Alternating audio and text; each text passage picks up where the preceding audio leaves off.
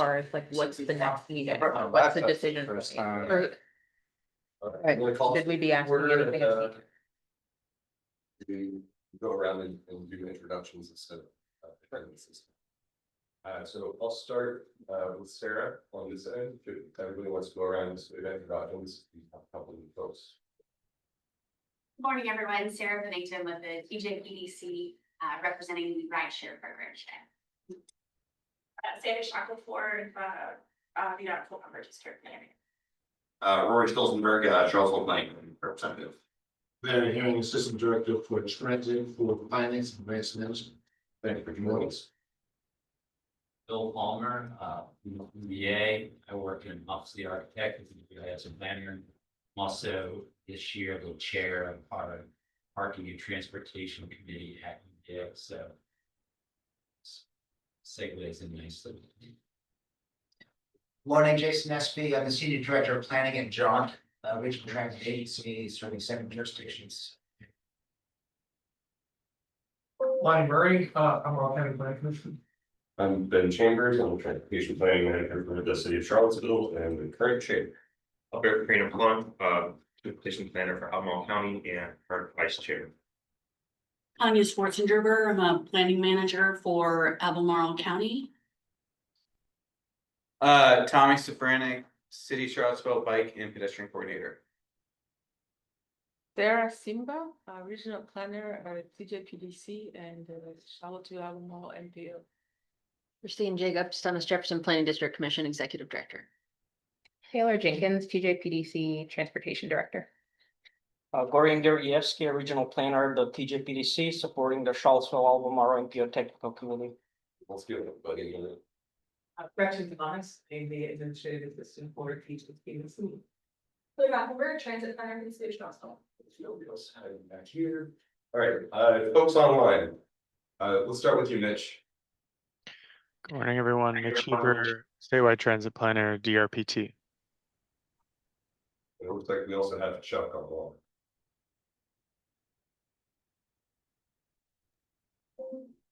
Yeah, I'm Chuck Proctor. I'm the District Planning Manager for VDOT.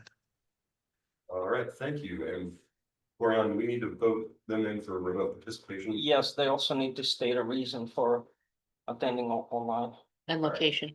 and location. All right, so Mitch, we'll start with you. You'll need to provide the location or reason why you're the attending person.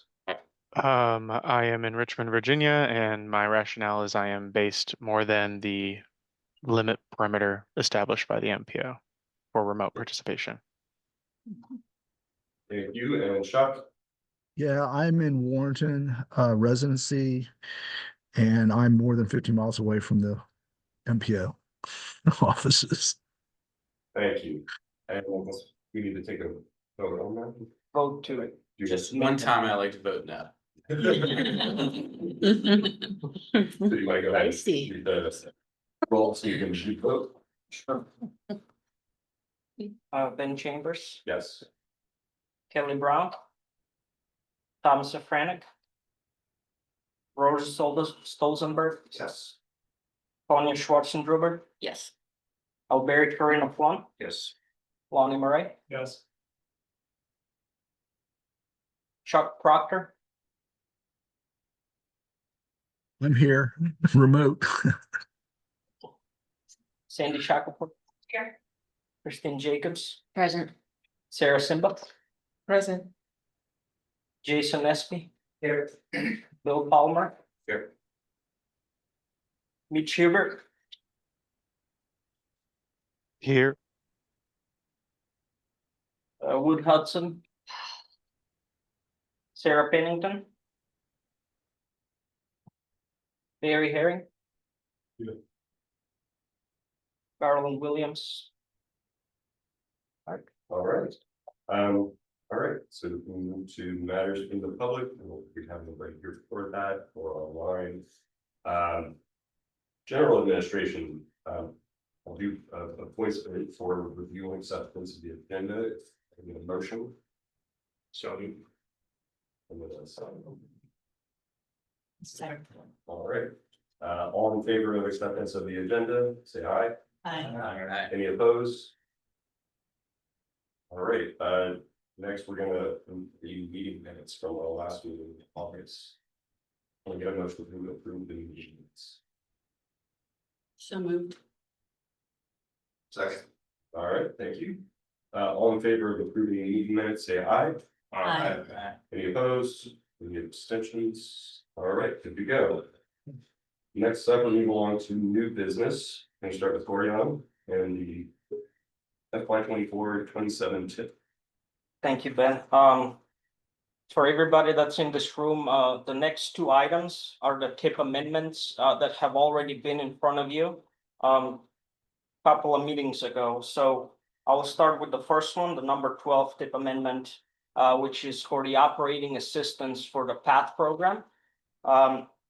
In all the haste that we were trying to get out all the materials in front of you and MPO Policy Board to approve the tip amendments, we did a slight oversight and did not conduct a public hearing for those two amendments. So we're going back to do the public hearing. So the public hearing has already been published.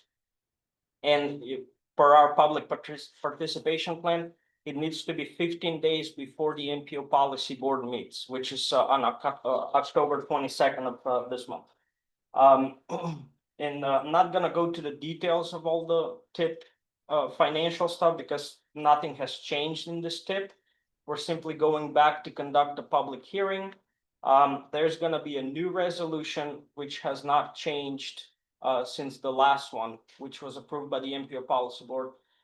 Due to the guidance that we received from DRPT is that we don't need a new resolution unless we have any public comments due to the public hearing. So the tip resolutions are gonna be just for TJPDC's records that we have gone back and corrected the oversight that we provided. The next tip amendment is number 13 for the Autism Sanctuary. This, due to the same oversight, we did not conduct a public hearing, so we're going back to do so. Difference in this one is that since the approval of the MPO Policy Board in this tip amendment, there has already been an adjustment to the tip, which is reducing 33,000 in the FDA 5310 funding. With that being said, the new resolution that's going to be presented in front of you and MPO Policy Board is that it contains the new number. So again, that resolution is for our TJPDC's records to provide action that we have gone back to correct the oversight. Due to all that, well, I must not forget the tip adjustment. So back in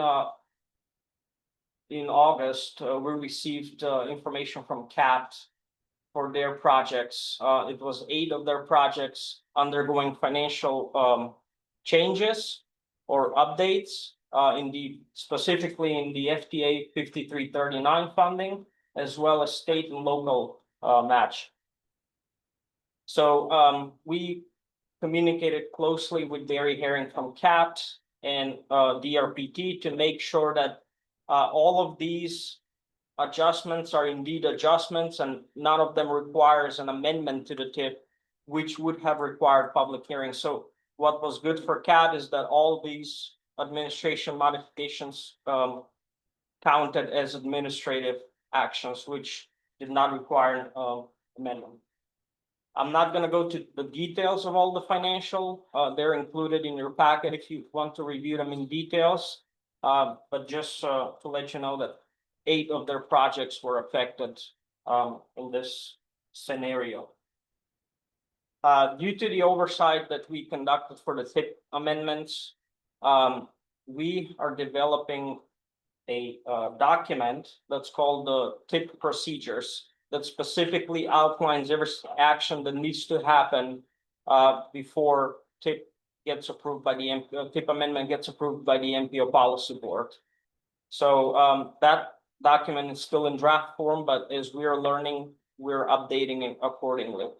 And I just want to recognize DRPT and VDOT as well. They have been really great partners in all this. So their guidance was very much appreciated.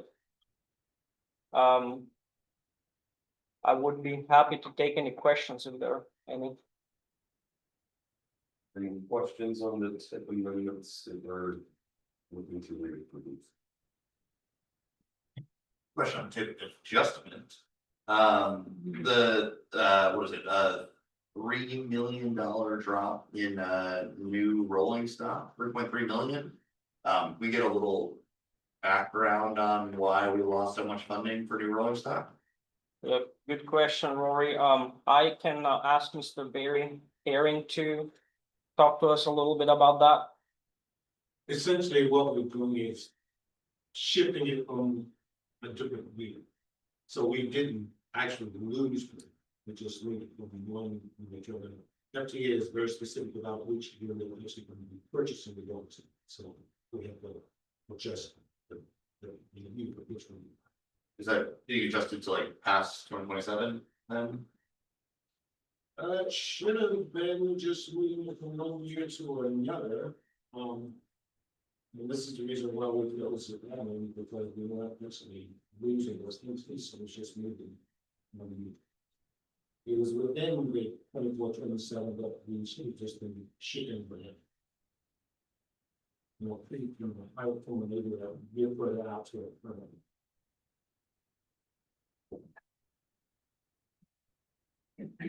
Which is that number 3? Looking at that. So the split between two plus. It does look like it's not coming back in different year. The state.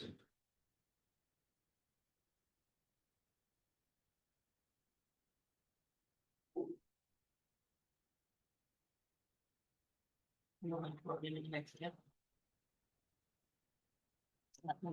like they're not really original. It was just a decrease from 20% then by that much. That's what I was used to. So maybe always based on that spreadsheet already provided. We need to try some wanted to please. So FY25, actually it looks like FY25 goes down by 1.3 million, but FY24 goes up by 1.5 million. So. If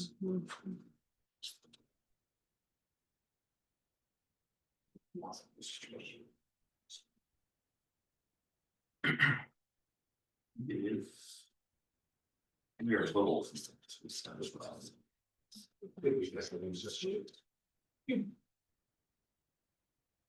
Actually, we did not. Good now. All right, any other questions on this one? And so essentially what we're doing, I just want to add a little bit more context. So we are looking for votes on tip amendment 12 and 13 again, as we go back and correct that to hold the public hearing.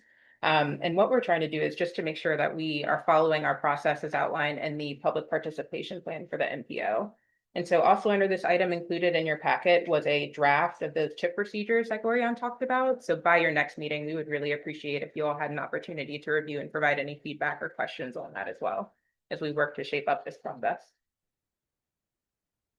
But for now, you're looking for a motion for us to recommend. Amendment 12 and 13. Exactly. Agreed by the MPO Policy Board. You want to make that? So moved.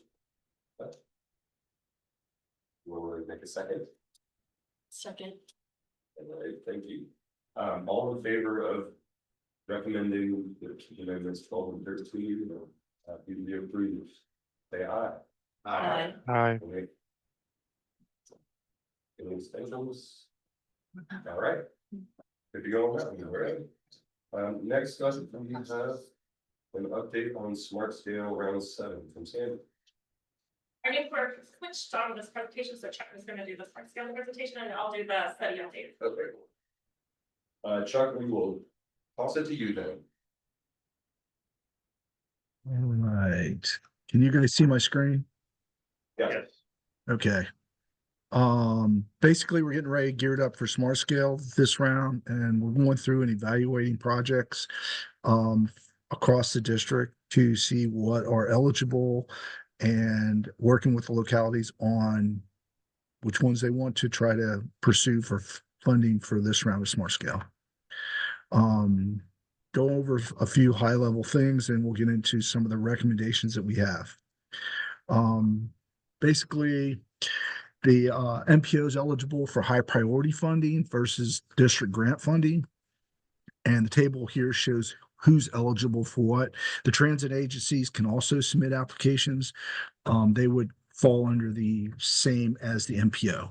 So that would be high priority. This is the area type for the MPO. As you can see, you're in area type B, which gives you the most of your congestion and safety are pretty evenly split. But for this, as you can see, land use is still in here, but it's a multiplier. I will point out that the TJPDC, which is also eligible for high priority to submit high priority applications, they just changed from area type C to area type D. So the map's going to change in the technical guide. Once they make that change, it'll go from the green will go to blue in the map, and the MPO will still be the green hashed area. Any questions about that? All right. Yes. How's that calculated? Where's it based I didn't hear the question. on? Oh, in the chart where it had the percentages, it had environmental quality was a percentage over the far right. And it says 10%. And what is that? How's that calculated? There's two different pieces of it. One of them talks about CO2 emissions, and the other one talks about historic resources, natural and historic resources that might be impacted within the area of the project. It's a buffer zone set up, and you develop the impact area, and it's calculated based on the amount of impacts that you're creating in those historic and natural resources. For the CO2, they actually look at their bike ped and get a reduction for your bike ped diversion from the main line in CO2 emissions. It also works on congestion. If you reduce the congestion, you get a little bit of reduction in CO2 emissions, but that's how it's calculated. Does that make sense? Yeah, thanks. If you want exactly, it's spelled out in the technical guide, but that's basically the 2 cents version of it. High priority. This is they changed the eligibility requirements last round. So there's only some projects that are eligible for high priority. So the MPO is restricted as to what they can submit. It's basically got to meet one of these criteria to be eligible to submit. It's got to be additional capacity, interchange improvement. That's pretty much it for the most part. That's would be eligible for the MPO to submit.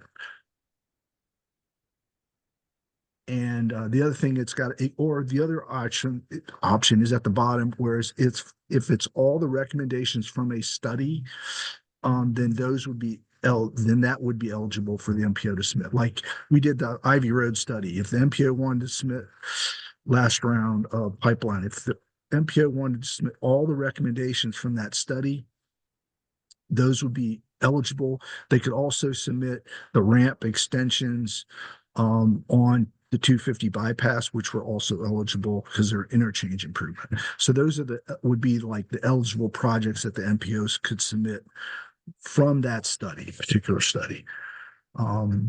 So basically, we go around and look at what's eligible, and we try to provide a list of those for the MPO to consider for recommendations. But we'll get to those later.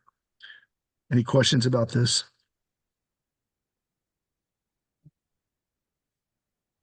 All right. This came out beginning of last year. This is the reduction in the amount of funding we're getting. As you can see, they took $1.6 billion and shifted it from construction, which is funds the smart scale program, to maintenance. And that's going to fluctuate from year to year based on how bad the snow is. If we have hurricanes, whole menagerie of items that go into what's included in maintenance, but maintenance is funded off the top, and then the other programs are funded afterwards. This is just a slide that shows you how much funding we've got for each round of smart scale. The 4 and 5, you can see where the additional gas tax came in, and we got that extra revenue and we're able to fund a lot more projects. But now that's been phased in and we're back to our normal amounts that we would expect to get. We've been lucky that we've gotten high priority every round. That's not a guarantee. You've got to compete statewide for that funding, but we've fortunately got some every round. This is what we got last round. As you can see, we got $68 million was our allocation. We reduced it by 6.6 million due to overruns on previous applications that we had to cover. And that comes out before they figure out what the funding is going to be. And then we were able to secure some district grant, some high priority funding for the Pantops project in the district. So we would expect to get about the same amount next round. Okay, we did well, really well compared to the rest of the state. Our average was higher, and our median scores were higher. So, I mean, I expect, and we got all of our project in the top 65% of the list of the state. So we did really well, even though we were only got 4 projects funded. They were all good projects and they scored really, really high. Okay, some of the takeaways from last round. 81% of the applications that were funded in the district grant program were priority 1 or 2 VTrans needs, and we're going to focus on that as one of the criteria that we're going to look at for this round of applications. And the other thing is the average cost was like 18.6 million. So we're going to look at both priority 1 and priority 2 locations, and we're going to look for applications that are around $18 to $20 million. For the high priority, it's the same, but the cost could be a little higher.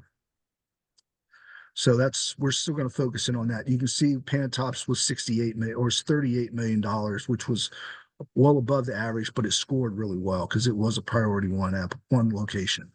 So, like I said, that's what we're going to shoot for our applications this round, to be as competitive as we can. Any questions about that? All right, now we'll get into some of the other stuff. Like I said, we're going to focus on the priority 1 and 2 needs as spelled out in VTrans. That priority 1 midterm needs list was adopted in April of this year, but it was basically based on the 2023 data. So it's updated every year based on the safety data. And that data, I've sort of correlated it in the PSI data. It usually comes out in the fall, so we're looking for the 2024 PSI data coming out probably in November sometime. And then they'll update the priority list based on that new PSI data.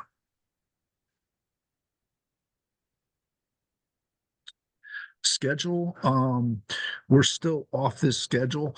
So that's why I didn't show it. We'd basically be if you look in October, that's pretty close to where we're at in the previous cycle. So, but we're getting ready we want to get geared up early, so it gives us more time to make sure we get the good applications and we can complete them prior to the cycle starting.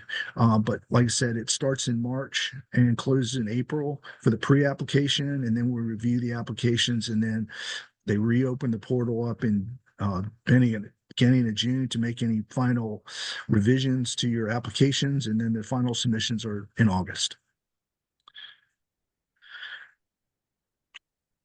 Okay, for the MPO, these are the studies we have going on in the area. Sandy's going to be going over these later in the program, but they're listed here for your reference. We got the 29 corridor north from Barracks Road all the way to Woodbrook Road, and then we've got Fish Street interchange and the I-64 29 interchange. These are basically the PSI data as well as the VTrans needs. So basically anywhere that's red is a priority 1, or orange is a priority 1 or 2 need. The blue is the PSI locations. The heavier the line, the more dense the higher the ranking in the for that location. I only put in the top 50 PSI locations. It actually, they show up to 100, but once you get below 50, they don't score very well. So I typically don't put those on the map. It's kind of hard to see. I could zoom in if anybody, or you can zoom in on the file if you want to look at it, or you can go online and pull this stuff right out of the VTrans needs listing on in the portal. These are the end of previous applications with a list of how they ranked and what was what they finally did. Some of them were resubmitted and funded. If they weren't funded that round, some of them we may recommend to reapply for, or it may have not be eligible anymore. As you can see, last round we had one funded application, and then we had one that we're recommending for resubmission. And then we've got, I forget what these other two are. I can't see them. The pipeline study, we're going to basically relook at those to see if there's something else we can pull out of that application to resubmit. And here's what we came up with for the list of potential applications for the MPO. You only can submit up to 5 pre-applications and then 4 full applications. So currently, the 29 corridor study is probably not going to be done in time enough for smart scale. So that should come off the list. So I wouldn't consider that one at this point, but the rest of them are still would be eligible for the MPO to submit. Which one? I'm sorry. Which All one of did? these, the one on the 29 corridor study, what's on the screen now is the list of what we're suggesting that the MPO could submit this round. On that list is the 29 corridor study. We're not going to have that study to a point where we're going to have a application for submission this round. So basically that will be one of the ones not to consider for this round. But out of the rest of them, I think the rest of them are all good locations. We've got the extension of the old Ivy Road ramps north of the old Ivy Road. Those are both came out of the study, and those would be eligible.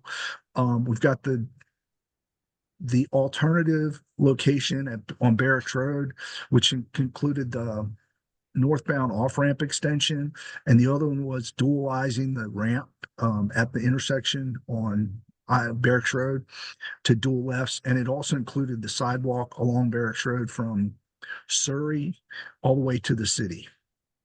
That would be something that would be eligible, as well as the 5th Street interchange improvements, which we're still working through that study, but it's going to be the DDI. It's just a matter of how the multi-use path and the coordinates with that previous recommendation. And then we're relooking at the 250 interchange or the 2964 interchange to see if there's some additional improvements we can make there. And that one includes redoing the park and ride lot on Teal Lane. The other thing I wanted to point out is if the MPO, since it's more than 5 applications, or it's more than they can only submit a total of 4, the TJPDC could submit 2 of these 5 applications if they so choose. They would be eligible. That's pretty much all I have. The rest of it's going to be discussions, and we'd like to get a recommendation because we want to try to start working on these applications to get them prepped for next round.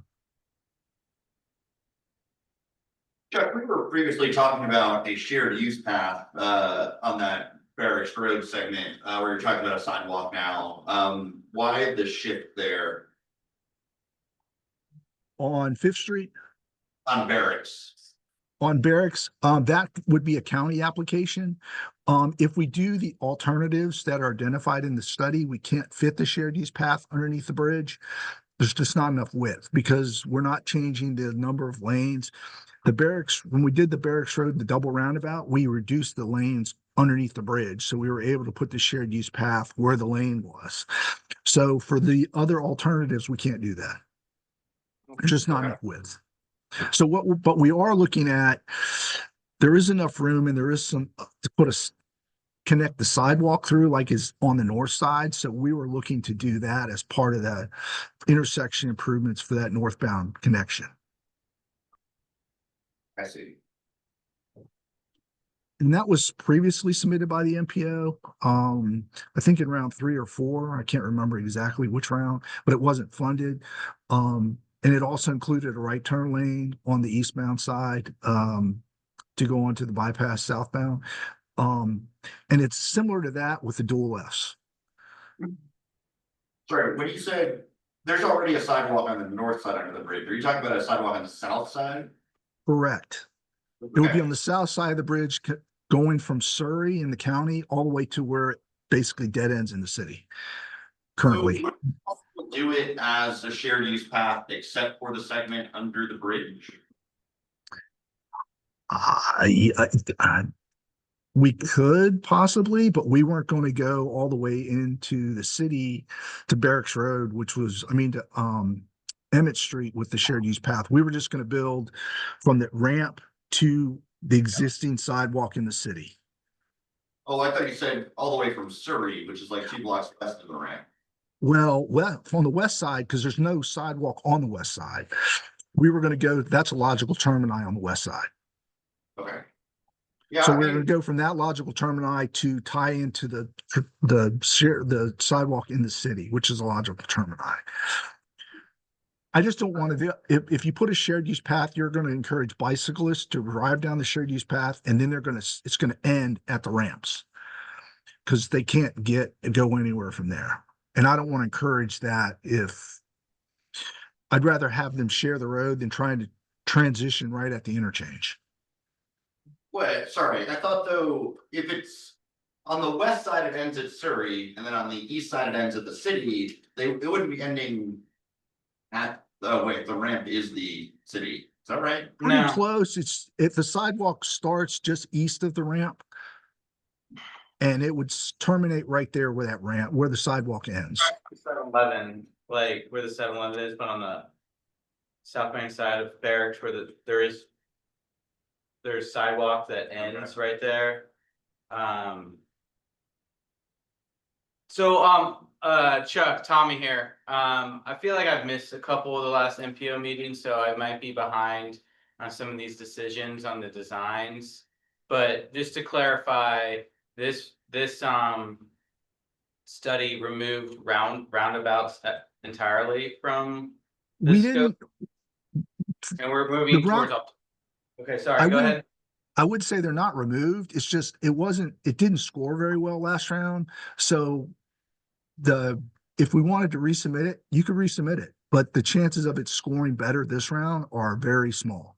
So I don't want to waste everyone's time and resources working on an application that's not going to get funded.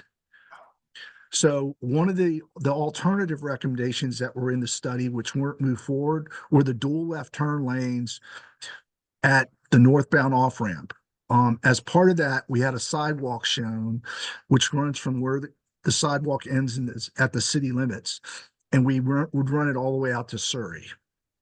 So that would be a project. We don't have to add the sidewalk. I was just going to add it in to provide that facility on the south side so that people didn't have to cross the road necessarily. And that's what we were looking to do with this potential application. And then the other thing is there's the extension of the ramp extension on the northbound side too, on the bypass. And they can be done as separate applications or combined. It's just a matter of, it's up to the MPO. We can do either one, or we can do both. Chuck, I've got a question about the project selection here. So towards the beginning of your presentation, you said we're focusing on V-Trans priorities 1 and 2 or PSI locations that are in the top 50. We've got multiple priority 3 needs on here. We've got several projects that don't meet a top 50 PSI. How are we getting these on our list? Because they were done as a previous part of the previous study. But if we're not addressing a priority need and we're not addressing a safety issue that's gonna score well, why are we continuing forward with applications? I mean, you don't have to submit them. I'm just saying, these are the ones that you could submit. I mean, these are potential locations that the MPO is eligible to submit. I don't know if there's any other locations at all that the MPO could even submit. These are only ones that have the potential for an application. So, you above, in the previous table, you mentioned that the Hillsdale South extension, we're considering resubmission in the future and it's still HPP eligible. The Hillsdale South, it depends on, it was previously submitted, but I don't know if it would still be eligible if you build the ramp improvements at the south end. It is a new alignment of a roadway. So it does meet the criteria. It's just whether it's going to be fundable or not, because I don't know what the cost estimate's going to be now. Because the cost estimate's going to go up, and I just don't have any idea what that's going to be. That's also being reevaluated as part of the current STAR study, so we may want to see where that goes. Yeah, so I mean, I don't know what's going to come out of that other study, and they may recommend the Hillsdale extension, or a variant of it, but until we get to the end of that one, I don't want to look at submitting that one if it's not something that we're going to pursue as part of the larger study. And we have 2 submissions for the MPO, is that right? The MPO has 4 submissions. I mean, you don't have to submit 4. I'm just saying that's how many, the maximum you can submit. My understanding is this information's already been presented to CTAP. Yes. Correct. Of these projects that we should know about. So I think they mostly just had questions like about the process and about how we kind of got to these projects, but nothing that we specifically like had to report out. Okay.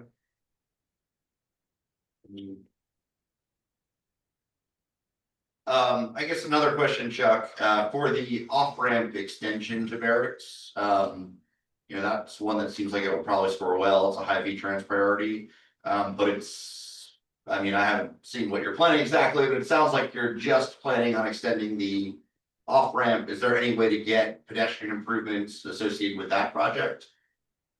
I mean, we're not going to put pedestrian improvements along 250, the bypass, because basically it would be from the end of the current ramp, like 300 feet. That's the length of the project on 250 bypass. You could combine it with the dual lefts, though. You could combine it with The dual lefts, we're looking at providing the sidewalk.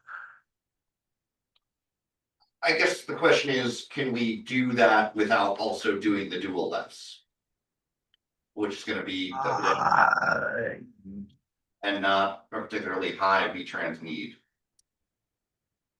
I think the question would be, Chuck, correct me if I'm wrong, if that is considered contiguous or part of the similar recommendation. I would say it's separate, and it doesn't really, they serve 2 different needs. I mean, if we do that, we have to do an intersection improvements because we're gonna have to provide the pedestrian crossing phase for that signal. So, I mean, if we're getting into that, we might as well do the intersection because we're gonna get into that. I mean, you don't have to do the ramp extension, because both the ramp extension and the dual lefts do similar things in that they eliminate the queuing that goes out onto the 250 bypass. If you do both of them, you're getting the same benefit for both applications. The other one, just you get more with it from a pedestrian standpoint, whereas you can't get those with the ramp extension. Yeah, I guess the issue I have, speaking just for myself, is that, you know, I would rather have the extension than the dual lefts because the extension isn't going to be interfering with pedestrians and bicyclists along barracks. But I want the pedestrian improvements, right? Whereas if you put in the double left, you're making for a much worse experience at that intersection, at the ramp intersection with barracks. for bikes and pedestrians. So, you know, I mean, I'd it's like, adding it's adding a little bit of width to the one crossing. Say that again, Chuck? You're adding one lane width to the ramp. It's currently 2 lanes now. You're adding a 3rd lane, so the pedestrians would have to cross the 3rd lane. They would be signal controlled. We would have to put the ped heads in, and all that stuff, in addition to the sidewalk itself. And then on the other side, we'd have to do similar things at the on-ramp. And I think at the on-ramp, I have to look at the concept again. I think we're putting in a right turn lane also in the eastbound direction on Barracks Road. Let me see. I don't have the concept right in front of me. I think we've sent the concept to the MPO so they can distribute it that, or we can get it out to you guys so you can see what it looks like. I should have put it in with these slides, but I didn't for this presentation. They're in the packet. They're in the packet. You guys have it. The memo. Okay, there should be there should be a memo that shows you what the concepts look like. And it should show you the sidewalk section as well as the dual Fs, so you can see what it looks like. and then on the opposite side, for the northbound on-ramp, there are sidewalks there, but they're not ADA compliant and there's no crosswalk. Could that be incorporated into this? We were trying to limit going to the other side of the road. I mean, I just don't want to add in scope that is going to just drive up the cost and not give us any benefit. By improving those, we wouldn't get any benefit from doing that work, and we would just add cost to the project. You mean Because it's benefits? existing. Yeah. But I mean, From a Yeah. smart scale perspective, it's existing, and you don't get any benefit from adding those improvements. even though Because- that is a need for pedestrian access, It's already there, even though it's not ADA compliant. even though Okay. it's not ADI compliant. So, you know, I hear you on not getting any bump to our score, but when we're doing something that's like a highway widening, effectively, a highway ramp widening, you know, I feel like I want to see bike and pedestrian improvements that we can get as a result of getting all those points for congestion mitigation. And so, I mean, I don't know, I imagine it's not adding that much to the scope to add in a couple curb cuts and a crosswalk. But it I seems mean, like I think on the south, like I said, I don't know where we haven't gotten into the design of the concepts yet. Like I said, adding stuff to the scope, to the application is going to add cost and not add any benefit. But I understand what you're saying about trying to get as much for but if it gets too costly, it's not going to get funded anyway. And that's what we're weighing. I can't score it before we submit it. So I'm not going to know how well it's going to do until I get a final cost estimate from L&D on what the total cost is going to be for even what we're proposing. well, I think it would be good if you can to at least get the cost estimate for doing that north side. And so we can weigh how much extra cost it adds against the fact that it won't add any points. And you know, I'd add that in the alternative in the pipeline study, it does show the crosswalk improvements on the north side in that concept. For the original project, it did, because everything we were doing, rebuilding the entire roadway all the way through the interchange. But for the this application, we're not. We're only doing the south side of the road. The dual left turn alternative that was not selected. That we're talking about here, right? Yeah. That's on page 47 of the packet. Okay, I don't have it open right now. Chuck, is there option to get any crossing of barracks at one of these? Well, and that's one of the things I was going to say. I want to say we were thinking about using let's see, there should be 2 slides with this. What's the other one? There's the other one.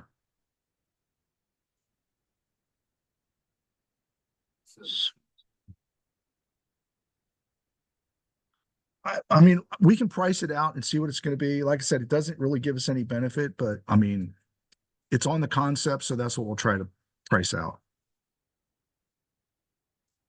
And The correct concept me, doesn't have, sorry, no, okay. there's no crossing of barracks for pedestrians on the concept. There's the along on both north and south side of the road, but there's looking at the map is from, was it Milmont's, I think? Milmont up to Georgetown, there's not a single crossing of barracks. No matter if we do apply for one of these It projects. we could see about adding one on the west side of the interchange. With either project, if we apply for them and get it, or just for one? It would only be on this one. But if we apply for the one that's the right turn onto the on-ramp. Well, this is one application because the sidewalk's got to terminate on the south side. So it's on two separate slides, but it would be one application for this portion of the corridor. And the other thing is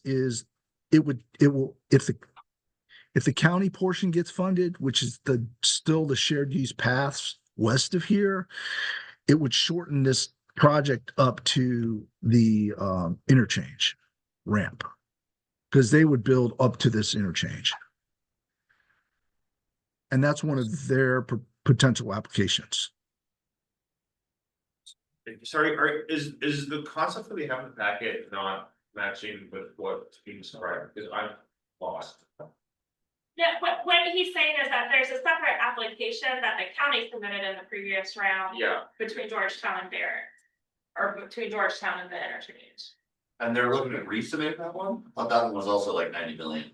It was like 45. It's on the No, list. it wasn't that. It's within reason of getting funded. It wasn't that far down the list. So we're recommending they resubmit that one. If they want to.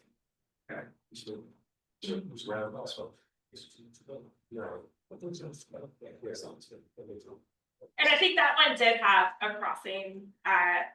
It does show a crossing on the west side of the interchange Like maybe a little bit, at the ramps. or at that light up the ramp. So just for process, those applications are going directly through the county. And getting applied through the county. They don't necessarily have to come through here. We're talking about the MPO application and there's a separate. So where in the process of Smart Scale is that application? The county is. We're waiting on the county to decide if that's one of the ones they're going to submit. It would still have to need a resolution of support from the MPO. That would have to go in because it is in the MPO area. So it would still have to go through the MPO to get that resolution of support. And this whole project was broken, this whole scope originally was from. I mean, I remember walking from Emmett all the way down to Georgetown, but the scope was from Milmont to Georgetown, it was past Milmont, because we talked about putting a shared use path all the way down. It goes all the way to Emmett Street. So. But we were with the alternative, with just the sidewalk, we're not going any further than where the sidewalk ends, where the sidewalk connects to the existing sidewalk in the city. With this application. Right, and Chuck, but at one point last year, were we breaking this up into 3 separate applications? One county, one MPO, and one city? Last round, we had 3 applications. The MPO submitted the city portion and the interchange improvements. We did too. And they submitted the entire corridor. And then the county submitted just the county portion to the interchange. Okay. Got it. So, yes. I mean, but since we're not doing the interchange, The roundabouts, they didn't. the roundabouts at the interchange, we're not rebuilding that. We weren't going to do the other portions of it. We're just running the sidewalk through because to get conductivity from what's already built to what's not, basically to a logical termini in the county, which is Surrey.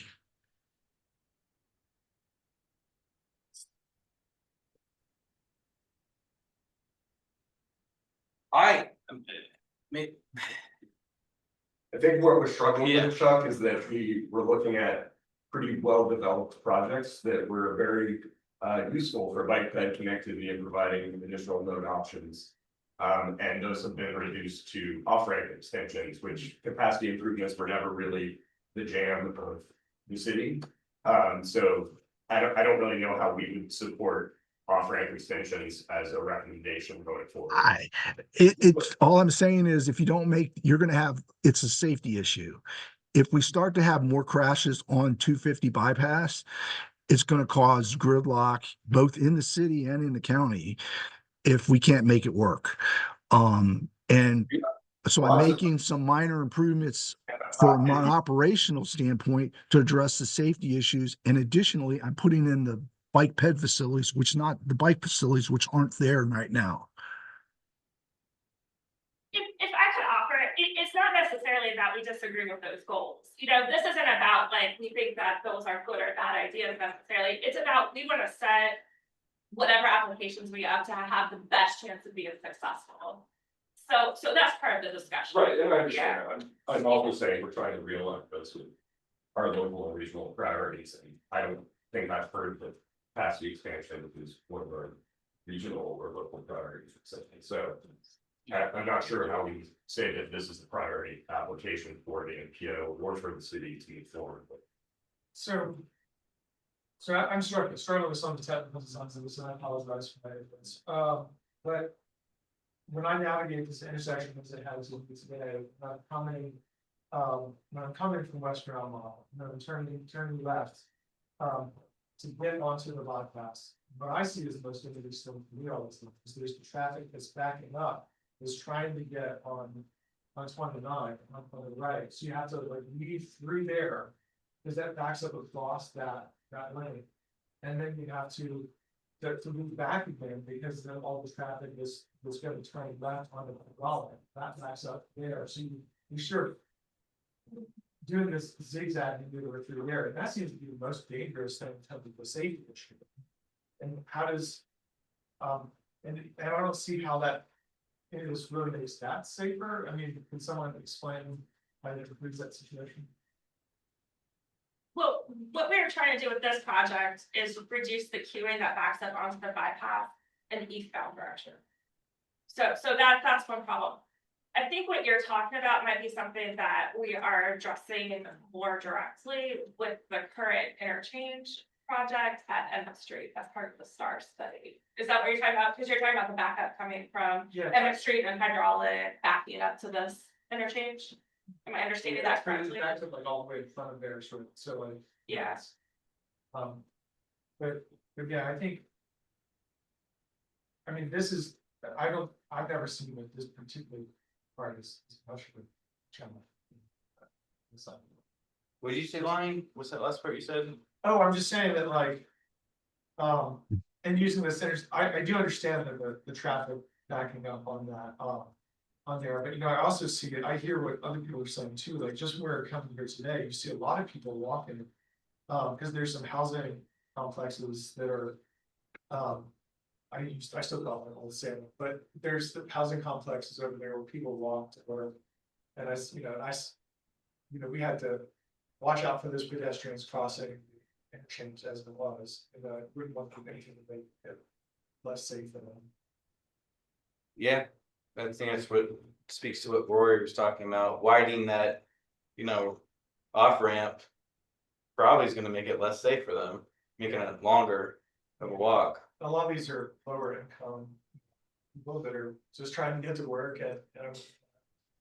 Yeah, now Bear, this a year ago, we talked about that mid-block crossing as part of the county project. And that was because there was a bus stop, right? We were kind of trying to line it up with a bus stop if memory serves. Yeah, there's a bus stop right on Barracks. Bennington, Barracks, and Surrey as well. So there's a few bus stops along there. So across.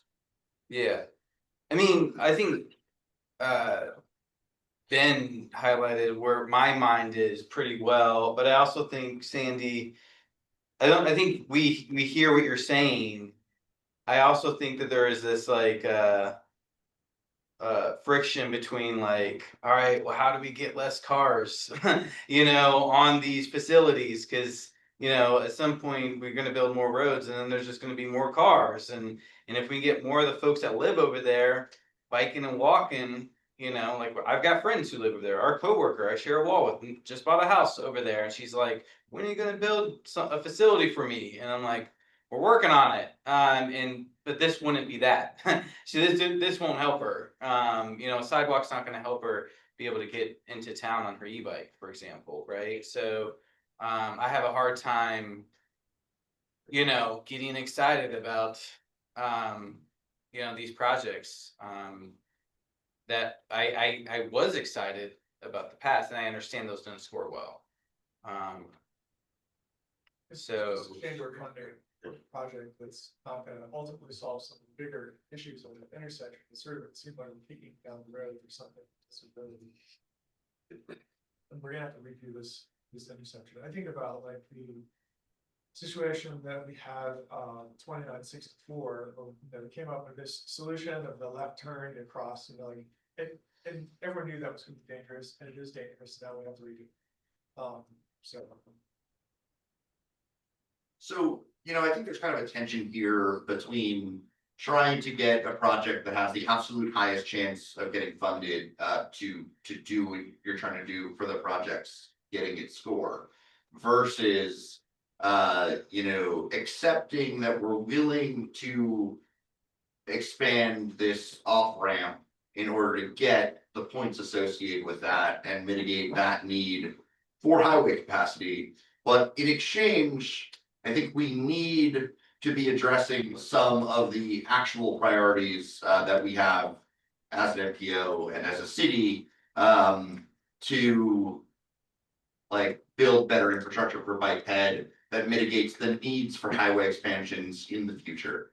And if we can tie those two things together, I think I won't be here next year, but I would be willing to support the highway expansion if it gets us some reasonable improvement for bikes and pedestrians on Paris Road. And I think I wouldn't otherwise. And personally, I would prefer that you do it with the extension rather than the dual lefts.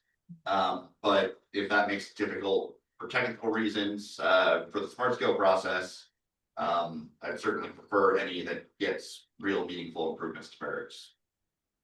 yeah, and I think important what you just said, Roy, it's not just pedestrians, it's bicycles and pedestrians, because that's gonna be what makes the biggest mode shift change, is to get folks a better facility for biking. Yeah, especially in that area, and that's why I'm saying, even if we can't fit it under the bridge, to get the rest of it to be shared east path width, even though it'll terminate the city limits, it's future proofing, so the city can improve it in the future, future project. Bikes are allowed on sidewalks in the county.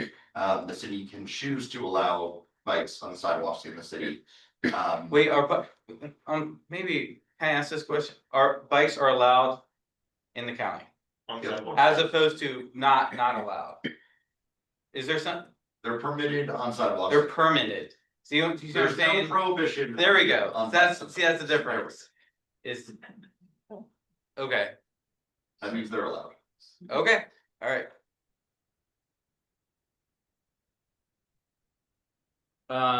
So it's maybe I can segue into this, because I've seen a lot of sidewalk projects built by VDOT, like Avon, for example, recently, but I'm pretty sure they didn't build those sidewalks thinking that there would be bikes on them at some point, right? So, and it was somewhat a way of saying, whereas that area is prime for bike transportation, right? Like people need to go long, a mile or two, distance, along a arterial road.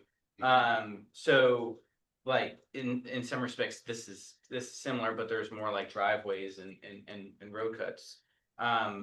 Like it is interesting to think that we are in this meeting right now talking about sidewalks and bicyclists using sidewalks.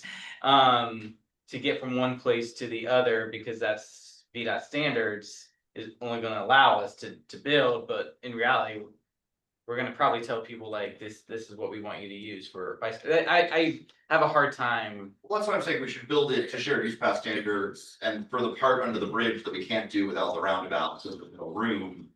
You just make it a sidewalk there, it's one little choke point per, 100 feet. But that's not gonna be nearly as bad as the entire corridor being a choke point, or it all being built sidewalks. Yeah, I agree with you. I guess I just said this is something that's been in my mind, and since everybody's in the same room, I thought I'd share it real quick, because I find it interesting. But I agree that if that's what we can get, then that's good, but Chuck hasn't responded in a while to anything that we've been saying, so I'm wondering if he even thinks that we can get it. Or I don't know. I mean, the problem is you gotta meet the PROAG and it's gotta be compliant. And we just can't end something at a non-logical termini. So, if we started a shared use path and ran it east, we couldn't just end it at just stop. We'd have to run it to a point where it would have a logical termini. Or L&D will not agree to it. I think on the east side, you wouldn't have as much of a problem, because there's that, sorry, I lost my map. There's that sort of driveway that leads the Ravenna Trail up there. no, it's the right entrance past that driveway, but it's by the bus stop. The right entrance. Isn't there a back entrance to the Ravenna Trail? Not really. There's no permissions. People may do it, but there's no legal permissions to access the trail from that driveway. So it sounds like we're designing these projects on the fly here, so I'm gonna put a pause on our conversation for a Yeah. second, because we're getting away from time. And maybe what would be helpful, Chuck, if you could speak to sort of like the process for how this is going to look for the next round of smart scale. So my understanding is today we're looking to prioritize locations for projects, Correct. right? And later I just want to on, know, what happens is I have to work with my L&D staff to basically develop the final concepts for the application, as well as the cost estimates for the applications. And then, so I want to be able to give them enough time to actually do a good job of that. And so you guys can see it before we have to submit it in August. And the more time I get to do that, the sooner I can get it to you guys to look at it. And that's what I don't want to wait until February to make those determinations, because then we're not going to have time to review it before the application submission date. So that's why we're starting now to try to identify which locations you want to submit so that I can get them started on these, because especially the ones for the dual off ramps, the dualized left turn lanes, and the ramp extensions on Barracks Road, those weren't submitted last round, so I don't have concepts for those other than what was in the study. So L&D is going to have to go look at those and make sure it's going to give them all the information, and then they're going to have to develop the cost estimate from basically scratch for those two particular applications. The ones on Ivy Road, we never did submitted those last round, so those would also have to be done moving forward. I think all of these, even the 64 ones on Fish Street, L&D is going to have to look at them all. and so can we do today? So let's look at the locations that we have identified on the slide, or maybe even if there are other locations with V-Trans needs that you all would want to prioritize. And then hopefully Chuck and Sandy could take the feedback that we've heard today and incorporate that into future concepts that they bring for a vote, as far as we want to submit these concepts for our smart scale projects. And so specifically, like I heard from you, Rory, what you want to see for Barracks is, can we see a cost estimate additionally for that sidewalk, bringing it up to ADA standards and compliance? Like, can you all bring us concepts for those sorts of feedback that the committee has provided to you all, Chuck? Yeah, but I don't know how long it's going to take to do that. I just wanted to get the locations. We will do basically these slides that are in the attachment. We will do those slides, those two that location, which will include the improvements on the north side as the one application for smart scale. We probably won't have cost estimates until we're ready for final applications. We might probably maybe earlier in the spring during pre-apps, we might have preliminary cost estimates. Those usually change pretty significantly. Correct. But it's not likely that we're gonna be able to say, okay, here's our cost estimate with these components. Do you guys want to keep them or not? I'm not gonna say it couldn't happen, but it hasn't happened like that in the past where it's been an iterative process. I just want to get L&D to look at them to make sure that, because they haven't looked at these concepts yet, to make sure that they're agreeable to these concepts. And then they'll have to basically detail the designs so that they can do the cost estimates. And that's what they need time to do. So, I think, not to speak for everybody, but the direction we'd like you to go in is that as you're setting these project scopes, for things that are primarily addressed at congestion mitigation, on highways, to include bike ped improvements in those project scopes when you bring them back to us in your costing. Okay, I mean, this one has pedestrian accommodations in it. It doesn't have bicycle because we need logical termini for the bike ramps, for the shared use path, and we can't just stop it at the interchange and have a gap in the middle. L&D is not going to agree to that because you don't want to dump bicyclists at an interchange with no place to go. So, All right, and so pushing past the interchange with the shared use path, like shared use path, sidewalk under the interchange, shared use path, logical termini is the current the sidewalk near the Rivanna Trail. That's obviously not going to work for L&D because it's a sidewalk. You don't put up bicyclists. And what you're saying is it's going to be cost prohibitive in this scope to tear up that sidewalk and add a shared use path all the way down to Millmont, for sure.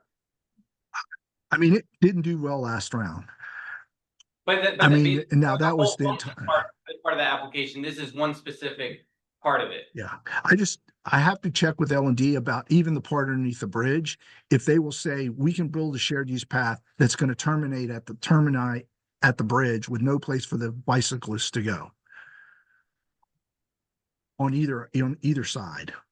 So I don't know if they'll agree to that, basically based on ProWag and the regulations that they got to follow.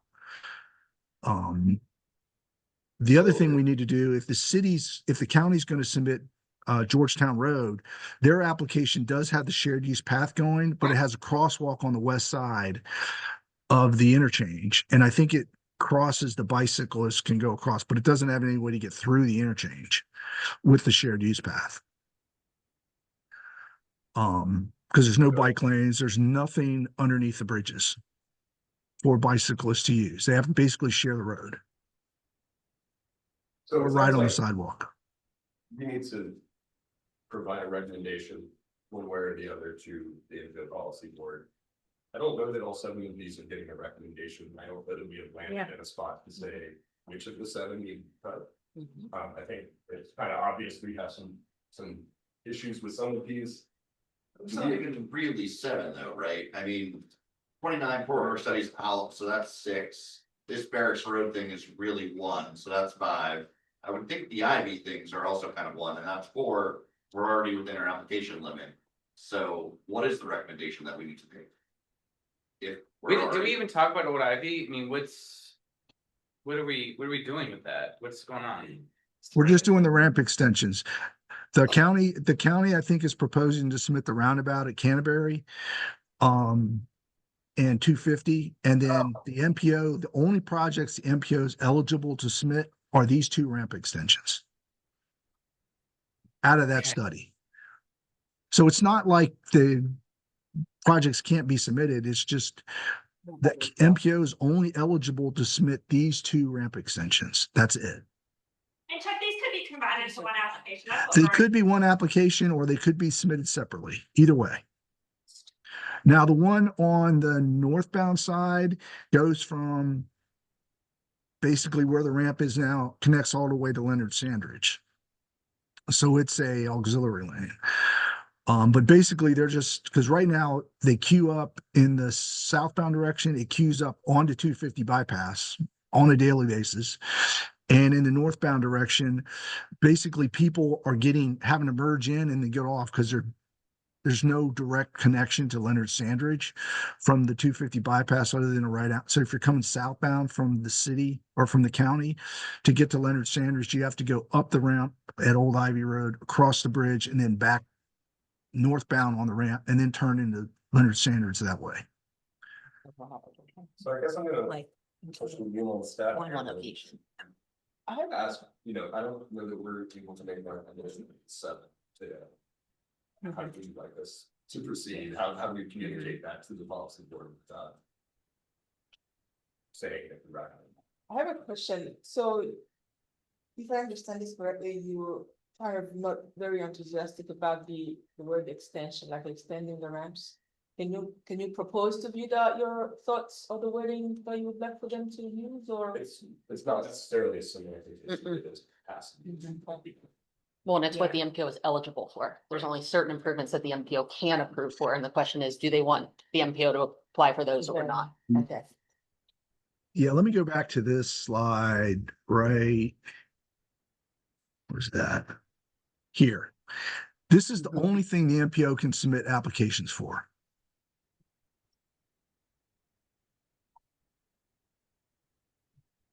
It's this top line here, and then it basically recommendations from a study.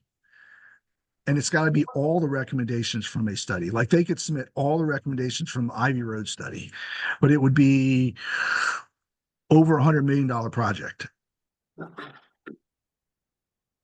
And it would be not, it wouldn't do very well. We've done it before. We've done it multiple times, and we've always had to come back and break the applications down. We did that with Barracks Road last round. We submitted the whole thing, and it was like $80 million. We can draft up some language to put before the policy board that the MPO Tech Committee did not have consensus on prioritizing the projects due to some concerns with specific concepts within some of the projects. So we can just let them know that an in-depth discussion was had and perhaps outline some of the concerns. Okay.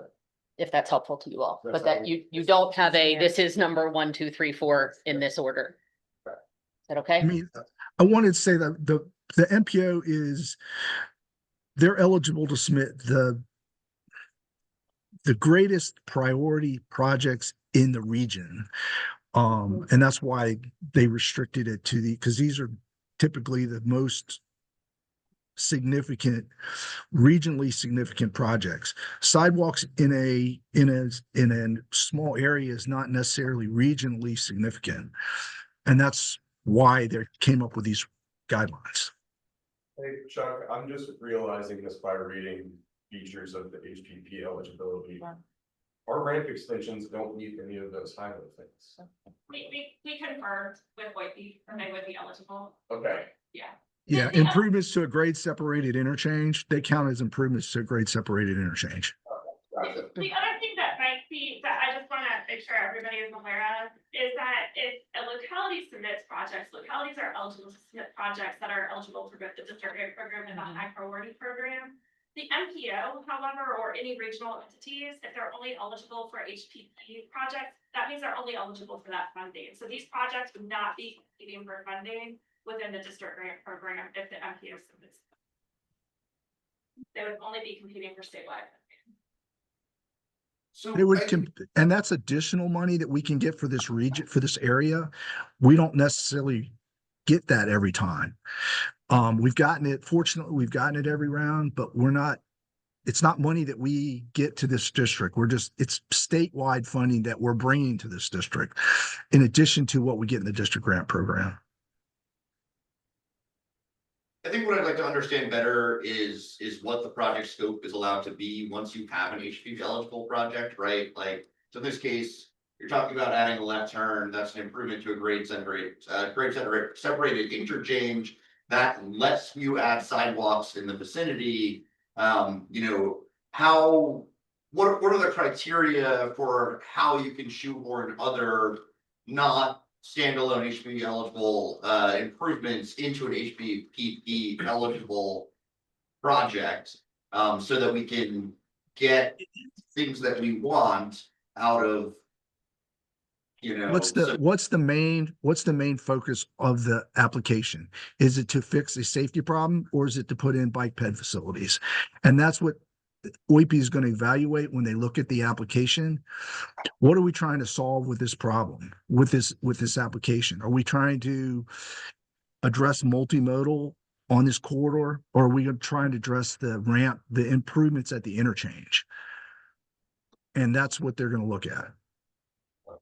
Well, in interest of time, I'm gonna cut our discussion here.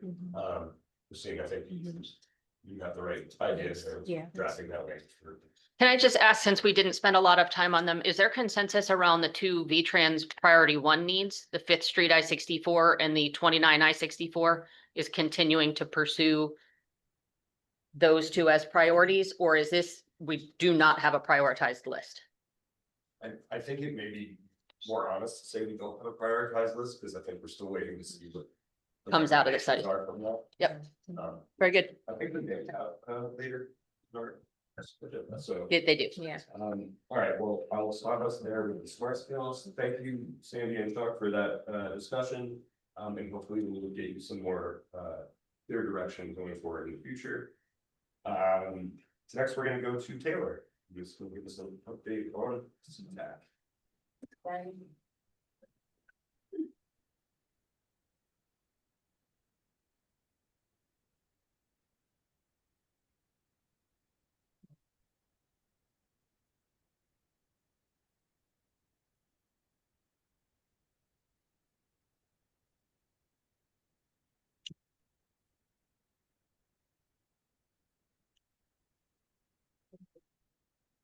Great, good morning, everyone. I'm here to provide an update and to share with you all a presentation that was requested by the MPO Policy Board about MPO administration and about CTAC and CTAC activities. All right, so I will try to be concise since I know we're a little bit over on time, but just to give you a little bit of background for how we got here. Beginning back in March, earlier this spring, there was a CTAC election of officers, and CTAC is our Citizens Transportation Advisory Committee of the MPO. And after they elected officers, the new chair asked us to facilitate a bylaws discussion because there was a lot of questions, I think even articulated by CTAC members themselves about what's the scope of this committee, what are we supposed to be working on, and what's our purpose. And so they began reviewing those bylaws in May of this year. So in June, we had an agenda item on the MPO Policy Board's meeting agenda addressing CTAC vacancies. We had a number of vacancies on the committee that we brought to the MPO for guidance on how we would look to fill those. And after that discussion, the Policy Board began talking about the purpose of CTAC. They discussed some of the feedback that they had heard from members and staff alike and requested more information basically in a meeting between the chair and the vice chair of the Policy Board and the chair and the vice chair of CTAC. So in July, that meeting happened. And basically what was discussed was that there were a lot of challenges with CTAC's activities. I think from all parties involved, they talked a little bit about the intended function and what CTAC wants to do, which you'll hear about a little bit more later on in this presentation. And so an action item coming out of that July meeting was to bring the MPO Policy Board a little bit more information to help them in making a decision and having an informed discussion about CTAC. So for staff to pull together this presentation, we really went all the way back to the source regulation. So we zoomed all the way out to think, what is the MPO ultimately responsible for, to help frame the discussion about where CTAC might be able to fit into those activities. And so 23 CFR Part 450 is where metropolitan planning is sourced in the federal code. Subpart C is the one that's specific to MPOs, which set forth the national policy that the MPO is to carry out a continuing, cooperative, and comprehensive transportation planning process, or the 3 Cs, which we'll talk a little bit more about, including the development of major things like the LRTP and the TIP. So just as a refresher, the MPO is a federally mandated body. We're about 80% federally funded, and these are the initial activities that are written out in federal. We'll talk about some other activities in different documents as well. But in the source regulations, we have to develop a long-range metropolitan transportation plan, that's our LRTP, a TIP document, we have to establish performance targets, develop a public participation plan, and then annually develop a unified planning work program that talks about the activities that we will undertake each fiscal year. So committee structure is actually not identified in the federal source regulations. It's actually identified in the 3C agreement that's initiated by the state. And it's an MOU on the transportation planning process for the region that's signed by us, by the city, by the county, and by the state transit providers. In Article 2 of the 3C agreement, it identifies a policy board and a tech committee. It does not identify any other committees. Those are the two minimum ones that we have to have for the MPO. The policy board is the chief regional authority and the decision maker for the transportation planning activities that happen in the region. And the tech committee, which you all are well aware of, provides that technical review, the recommendations, and the supervision of that work being done. And so now we will go into additional responsibilities and decisions, sort of a comprehensive outlining on the next 3 slides of all of the activities that the MPO is responsible for.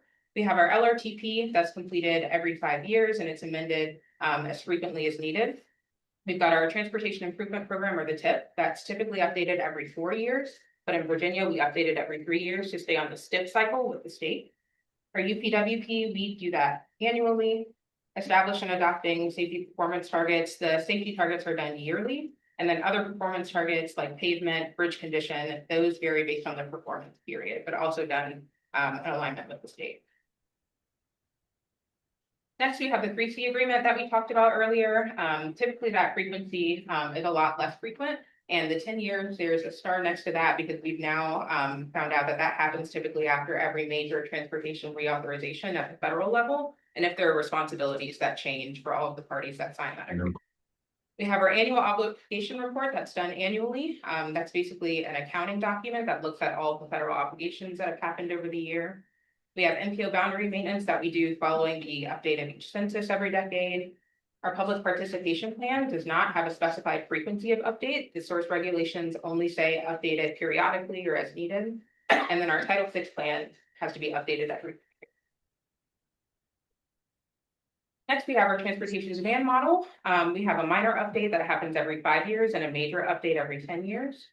Functional classification typically happens infrequently, maybe every 10 years, but this can also happen at someone's request. So the city or the county can request to update the functional classification of the road, the MPO can request it, and work through that process with the state and federal highway. For smart scale, that's something that is not outlined in federal source regulations, but of course that happens every 2 years, and MPOs play a really large role in that, including giving letters of support to our local jurisdictions. And then of course, we participate in any of the state-led plans and studies and other discretionary grants as we decide to pursue. So I think that's the last slide for the responsibilities and decisions. Any questions? And this is what you presented to the CTAC. So the policy board requested this information, so we started with them, and then we provided it to CTAC at their previous meeting. Is this on your website? No, it's not. It is the materials. It's in the packet, but do you mean standalone? Is the information? It's included in the meeting packets, so it is where those are posted, but it's not. I think it'd posted be standalone. Yeah. So, sorry, are we able to mute our lines? Anyone online getting a little bit of feedback? And the next thing that they asked us to bring to them was a little bit of information on CTAC's history. So the MPO was established in 1982. In 2001 is when we have the establishment of CTAC, which used to be known as CHART. And originally, those 3 bullet points included on this slide, they did not get formal bylaws until 2013, but there was an initial document that they developed sort of in the format of a staff memo that identified the things that they were responsible for. And so those bullets include develop and recommending updates to the CHART plan, which is what our LRTP used to be called. Meet frequently as needed during plan updates, and then meet no less than annually during interim years. So at some point, we've kind of lost that, what we've had, and it transitioned into meeting even in off years of the LRTP. And then present plan update recommendations for plan amendments to tech committee for endorsement and approval by the MPO Policy Board. And that's also something that I thought was important to point out, was it seems that the initial connection was between CTAC and the tech committee instead of CTAC and the policy board. So when TARP was first established, it had the following sort of buckets for membership outlined in that original document that I noted. So you'll see that there are a lot of very specific membership seats that were included on there for those initial members. And we'll talk about a little bit more the difficulties in maintaining that we've seen in staff memos from the past. 2013 is when we had a chart restructure and a name change. That's when it became CPAC.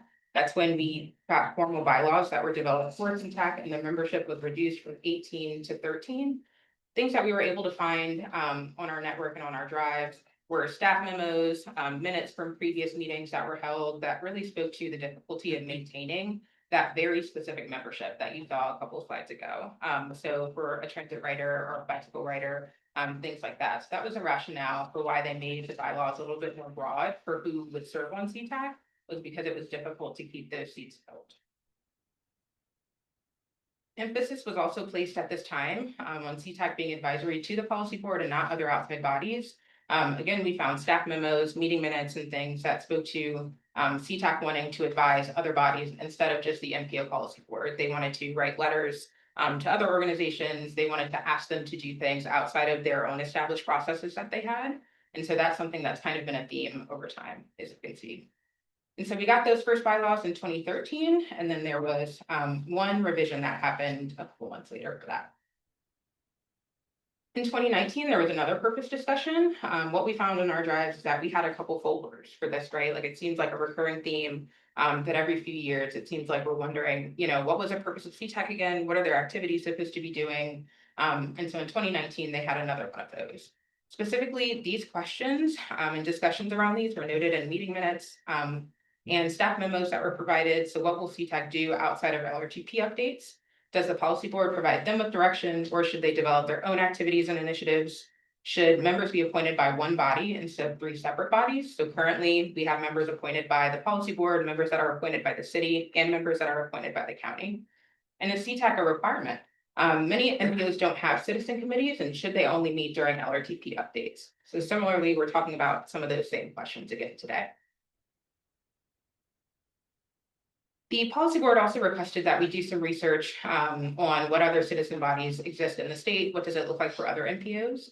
So out of the 15 in the state, 6 of them have transportation specific citizen advisory committees, and only 4 in the largest urban areas are active. So that's Fredericksburg, Hampton Roads, up in the DC region, and then Richmond. Winchester Frederick MPO had a citizen committee that was outlined and identified in their bylaws, but there was no sort of evidence of the meeting. There were no meeting packets. There were no notices of meetings coming up. So I put a star next to that one. Other opportunities locally for citizen advisory committees. Albemarle County has the community advisory committees that support county staff and the board in implementing the development areas master plan. So the community advisory committee is typically the first stop. Like if there's a developer that wants to bring something forward to planning commission or the board, they typically start there. Charlottesville has the bicycle and pedestrian advisory committee, and they really focus on the bike ped work that's going on in the city and providing advisement and advisory comments for that. Charlottesville used to have a place design task force that was an advisory board to the planning commission and city staff. And then Charlottesville Area Transit had an advisory board that was established by resolution, but it does not currently. So what did CTAC do sort of historically? What are some activities that they've looked at in the past that they've spent sort of their time doing? Typically it all revolved around the LRTP updates. And so they have done a lot of public workshop planning and facilitation. These 2 documents that are on the slide are things that CTAC actually led the development of.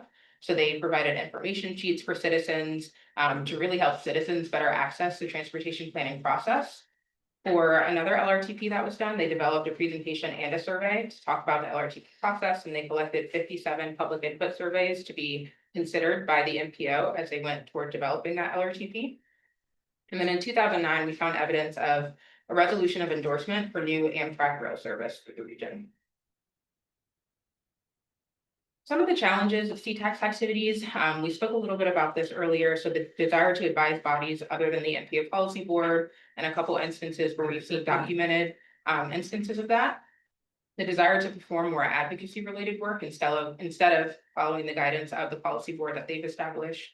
The desire to develop staff subcommittees and have more frequent meetings, increasing the strain on staff and financial resources. But of course, the MPO right now, all of our committees meet every other month. And so we would not have the agenda items likely necessary to support them wanting to meet every single month.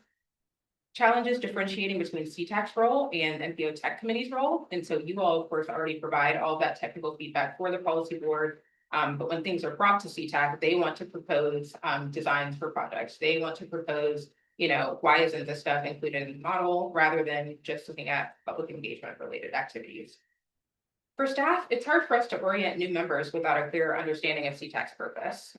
It's hard for us to share, here are the things that you should anticipate doing as a committee member if we also don't have a great understanding of what CTAC's purpose and role is.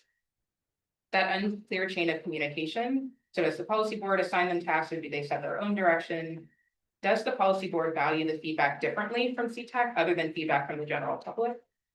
And citizens have also come to CTAC wanting to be added to agendas to present ideas for transportation solutions outside of the established processes or outside of a process that the MPO is able to implement. So they've had a couple discussions following reviewing their bylaws and wanting to propose some changes to those bylaws. We definitely have the sense that all of the CTAC members want to be more active. Everybody wants to be there. They want to make sure that this is a valuable use of everyone's time. But they want to inform planning processes that are not controlled by MPO staff. So if there are VDOT studies that we're a stakeholder in, but we don't necessarily get to set what the process looks like for public engagement, what the process looks like for smart scale for the projects that we're able to consider. It's hard for us to sort of navigate that with CTAC. They also would like to propose technical solutions to solving transportation issues outside of the structured processes, and the desire to advise on local in addition to regional transportation initiatives outside the policy board's authority. We also looked at how public engagement might have changed since CHART CTAC was established in the early 2000s versus present day. So of course, back in the 2000s, outreach strongly relied on mailed notices, printed newspaper ads. We used to fax meeting packets to everyone. And access to information was really limited by, could you be there in person at that meeting?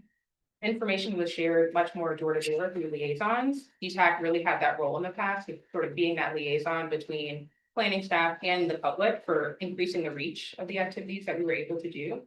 And of course, there were fewer opportunities for virtual outreach and public engagement back in the early 2000s. So now we perform a lot of in-person outreach through pop-up events, tabling, paper surveys. We're still doing the in-person outreach, but it is very project specific today. So it's less sort of overall umbrella and a lot more specific to what does this project require? What's the public engagement for this project that's outlined during that scoping? Of course, we have virtual and hybrid meetings that allow more flexible attendance and increasing that access to information. We've got more email lists, social media, other digital communications, and then of course the online surveys and interactive data platforms that we're able to use today. And so the next steps for sort of this ongoing discussion, the MPO Policy Board requested that this is just a discussion item for them for their next meeting this month, just to revisit this conversation again, now that they've had the time to digest this information. And what we're looking to do is to really understand from the policy board's perspective, what is the role of CTAC? How is CTAC's involvement going to be the most beneficial based on the things that are within the MPO's purview, all those roles and responsibilities that we looked at? Really define the chain of communication, and then of course, bylaw provision, membership and appointment considerations that would come after that. So I think that was my last slide, but certainly open to hearing sort of your feedback, your understanding and take for some of this as well as tech committee. Any questions or comments? When they said like provide more feedback on the engineering and technical aspects, are these people that know background? Or do they have a background in engineering aspects of the project? So we have members that are more technical than I guess what you would call a standard citizen committee. We've got researchers that are on there. We've got folks that build models. We've got someone who is an engineer, but I believe he's maybe like a mechanical engineer, like not specific to civil and to transportation projects, but there is at least one engineer that's on CTAC. And so what we've received is, we'll get like printouts with ideas on them for projects and, we'll redirect and we'll say, provide this to VDOT, this is their study, here's their process. But they also want to be able to sort of amplify these ideas outside of that planning process. Like they want to be put on agendas and they want to be able to present these ideas outside of that established process. How long have this current iteration been together? So it became CTAC in 2013, I believe, but as far as, you mean like the current members that we have? Right. So currently, how many vacancies do we have, Sarah? Is it 3 or 4? Vacancies, we have 2 open vacancies. And they all roll off at different times. Yeah. And so they don't have like an established, everybody's on this cycle and then we get new appointments at the same time. Everyone's all on a different appointment. And it's for how long the appointments? 2 years. And then, do they have to hop off at 2 years? Currently, they do not. Like they can continue reapplying and being appointed by their, whatever governing body it is to continue serving as long as possible, as long as someone else hasn't applied for that spot. So I'm sorry, you said they apply, so their current government body appoints them to CTAC? That's right. Yes. So I was looking at the member lists. How did Charlottesville's, who appointed Charlottesville's? So the city of Charlottesville does. Right, So on physically, who did that? City council would approve it. So it Just went like through city they- council? Yeah, they go through city council, they do Okay. the application process, just like they would for any Yeah. board or commission. Right. Any other questions on CTAC? Or any specific feedback you all would like us to note or mention on this discussion? So what are the next steps? Or is there gonna be like a changing bylaws or? So I think the first question for the policy board to determine is, do they still want CTAC to be a committee of the MPO? I think that's sort of the first decision point that they'll have. And if the answer is yes, looking to firm up, what is the purpose of CTAC? What are their activities that they're supposed to be doing? What's the chain of communication? And then revising the bylaws to reflect all of those. I think there's always going to be some demand for having a citizen group that can participate in our planning discussions. It's always tricky to figure out how to make them work into the process. And I don't know that necessarily saying, no more CTAC is the answer, because we don't have a good answer on the other, in the localities either. Yeah. You've had some examples of EPAC and the place committee, which I don't really exist anymore, and training advisory committee, which doesn't really exist anymore. We haven't figured it out either. So I hope the that's policy board doesn't say, the best place for us to solve this would just be to do all this in the localities, because first of all, that creates more work for me to figure out how to. I don't have the answer. And so if we can figure out the answer as a region together, it makes more sense to keep that around and sort of put our advisory and advocacy citizens through that instead of setting up something on our own.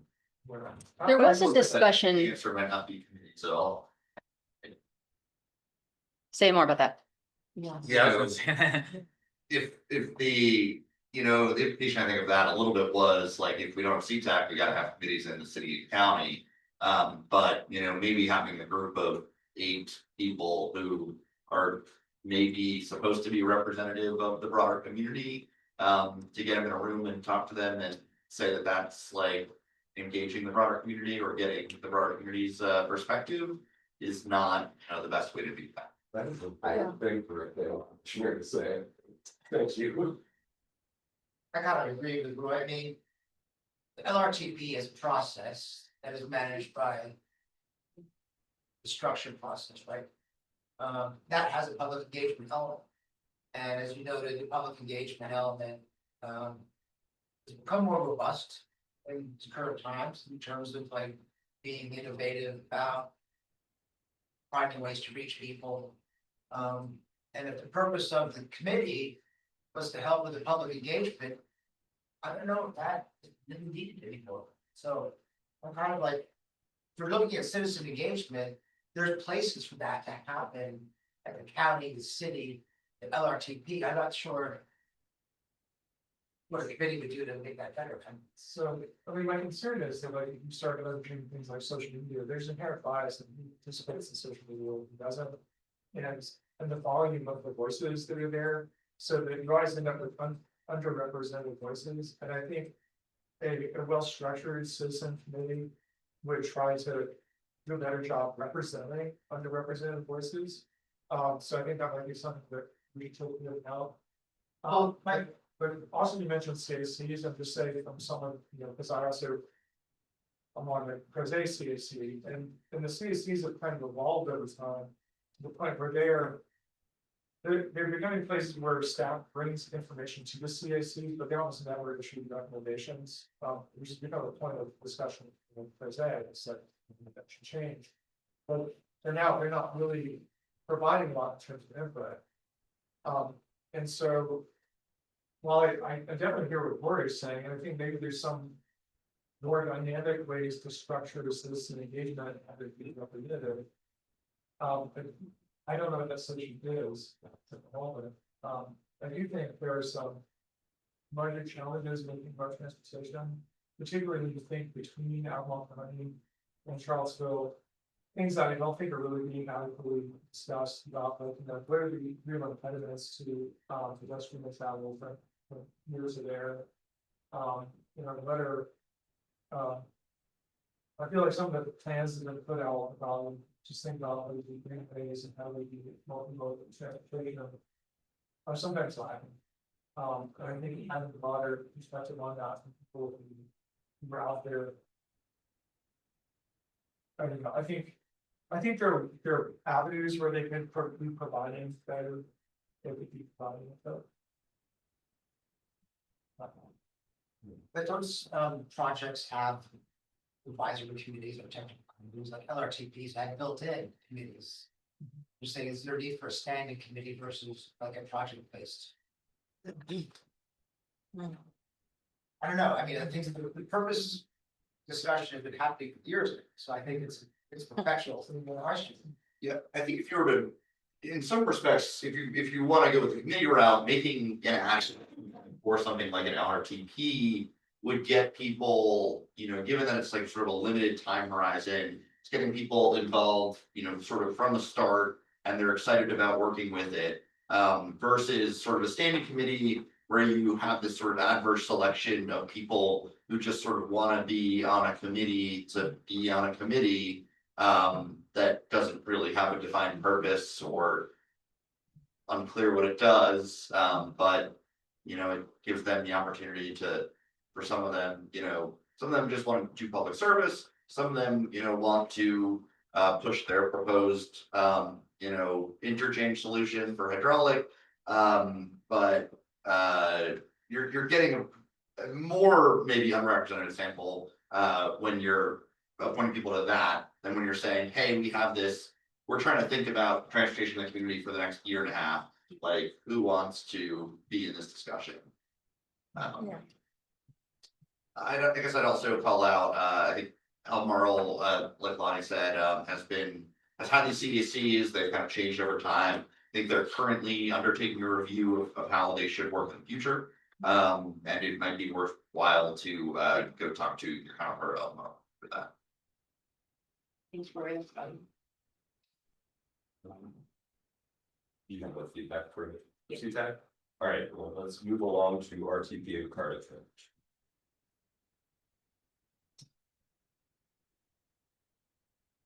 So for the RTP and CARTA transition, the Regional Transit Partnership, you all saw sort of the organization up on that slide for the MPO's committees. The RTP was established in 2017 following a recommendation that came out of what was called the Regional Transit Coordination Study. And it was originally established to sort of be that interim body that mapped out the activities that would get us from the RTP to the eventual activation of the Regional Transit Authority. And so since RTP was stood up, they completed multiple activities. I think 4 plans and major studies came out of RTP, each with recommendations that this region followed, whether that was giving us new microcat service. We created the Regional Transit Coordination Study. We had the Regional Transit Governance Study that all came out of RTP.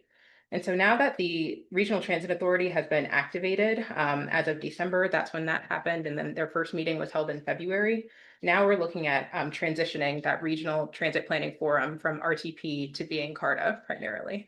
And so that would mean the sunsetting of the RTP would happen around in December. And so we included in your packet a staff memo related to this, a draft dissolution letter that would go to all of the signatories of the RTP MOU, and then also a draft MOU similar to the RTP MOU, but it would outline the responsibilities of the city, the county, and the TJPDC and the administration of CARTA. And so this is just before you as informational today. We'll come back in December for a full recommendation and a vote from the MPO Policy Board, just officially following a process to sunset the RTP in December. So happy to take any questions about that. Questions on RTP CARTA transition? Makes sense to us. All right, move right along to where we got project updates. Sandy, I think this one's you. Yeah. All right, we'll start with the stars. All right, so as you recall, we're working on two stars projects that probably look mostly to the public benefit project. So we're looking at the 29 corridor. First corridor portion of the project is from Hydraulic Road to Woodbrook, and then the second portion is from the hydraulic down to the Barracks Road, and then includes the interchange with the bank. So last month I gave you the existing conditions report, and it talked about what general types of problems we were trying to solve along the corridor. I want to stress, and nobody in this room is going to be surprised by this, that our challenge with the 29 corridor is that it serves two purposes. About 50% of the traffic traveling through this corridor is serving a regional purpose. People are driving through the terminal without stopping, and about half of the traffic is stopping or originating along the corridor. So we have one road that's serving two purposes. There's a high desire from our local and regional stakeholders to improve the accessibility, to improve safety for vulnerable road users, and there's also a high priority from the state of trying to maintain the throughput along this corridor. So it's a challenging needle to thread, and we are doing our best to try to make things safer for all road users, as well as maintaining the efficiency of this regional asset for the high volume of vehicles that it has. So with that said, this just highlights, I'm not going to go into details right here, but this just highlights the solutions that we are evaluating at the different intersections. The primary goals are to reduce the opportunities for conflicts at some of these intersections along 29. So that means looking for opportunities to remove a lot of left turn movements, improve the efficiency of vehicles of the cross streets. So 29 is the traffic moving along 29 is being prioritized right now. That traffic is moving pretty well. Where you see delays of people coming from the side streets trying to access 29. So we're looking for opportunities to make those movements more efficient without while maintaining the throughput on 29 itself. We want to so that relates to improving the reliability of travel times throughout the corridor because we're reducing incidents. And then we're also looking at how we can provide safer and more frequent pedestrian accommodations at targeted locations. So the types of solutions we're looking at, I mentioned left turn restrictions, we're looking at access management. One of the primary discussions we're having is how Hillsdale could be used as a parallel route to redirect some of the more local traffic to use that. Extending the existing shared use path on Hillsdale Lane. I think it currently stops at Greenbrier, so trying to extend that further to make that a consistent shared use path. And then, the challenges we've been talking about is trying to do this in a way, find those improvements that will make meaningful, that will have meaningful benefits, but are also pretty cost effective. So as we're looking at these icons, you'll see there are icons at what solutions are being targeted at each of these intersections.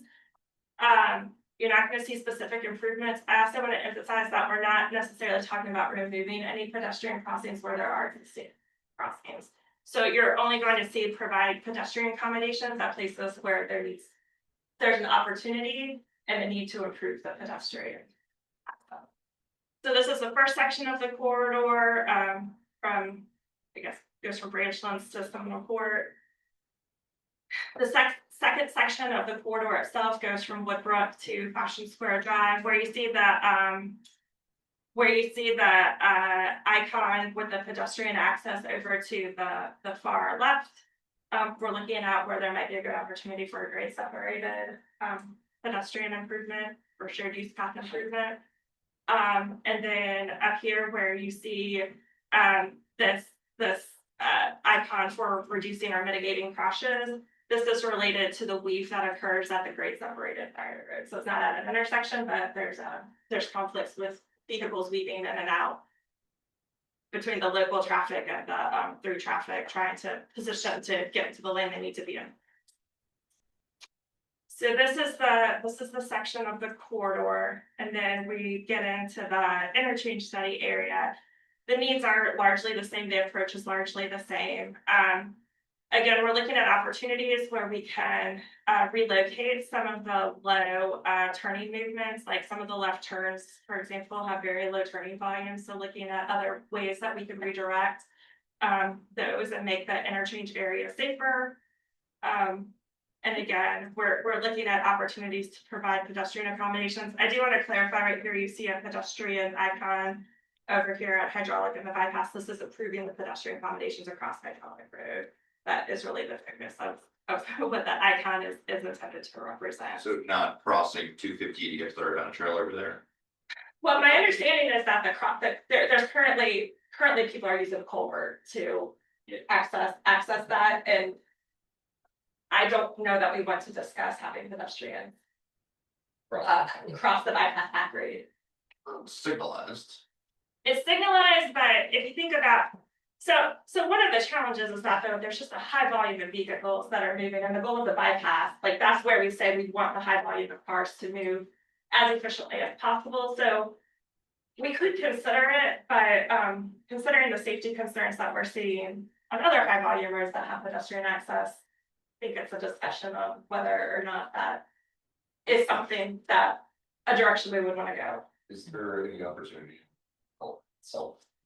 We could talk about it, but there are ways, probably if you want to improve pedestrian accommodations, that would be the safest way to do that. The challenge with everything is the cost. Right.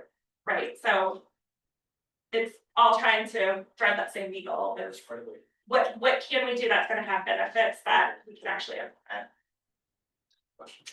Yeah, it's a pretty key connection though for all the units going up here to be able to get to the city. Well, as of last night.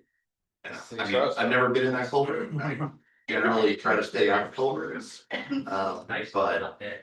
I don't know why I was gonna zoom on you. Yeah. The city does have Looking designs to shoulder improve apparently. those culverts. I haven't looked at them in a while, but there's been talks about what would that look like? Sure. So that's where we are with these. Currently, the study work group has met to get a initial review of what kinds of alternatives are being brought forward. I think we're going to reconvene with the study work group in a few weeks and get feedback and start reducing the number of alternatives that we're going to move forward for public comment. I also want to mention the transit piece. As part of this study, we have also scoped in to review some of the opportunities for higher frequency and higher capacity transit that were identified in the regional transit vision plan that the TJPDC developed. One of the challenges with this is that the road improvements that we're looking at, along with how to identify what the future transit needs are, is that they're kind of happening just on different timelines. And so our primary goal is to make sure that we're considering what the desire for transit services would look like throughout the study area, and make sure that we are not doing anything that would preclude those from the future. But there may be some midterm opportunities to improve transit services while the region builds up to a demand for a higher frequency service in the midterm. So that is part of the scope of the study, but what you're probably not going to see from the study is recommendations on what high frequency transit is like long. So I already talked about the timeline.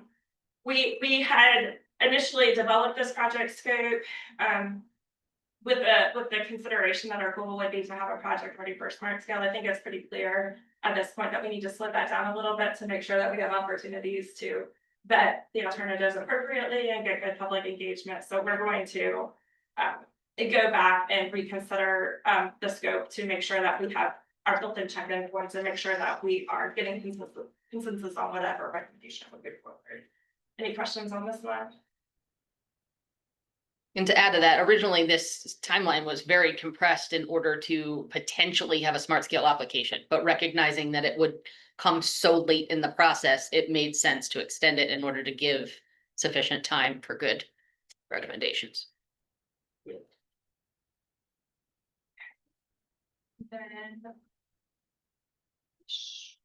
Sorry, I didn't find it right.